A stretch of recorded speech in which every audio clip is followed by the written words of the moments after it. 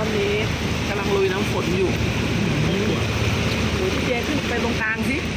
มันแบบตรงนี้เราอยู่ริมเกินไปตรงริมเนี่ยมันจะลึกนะเนี่ย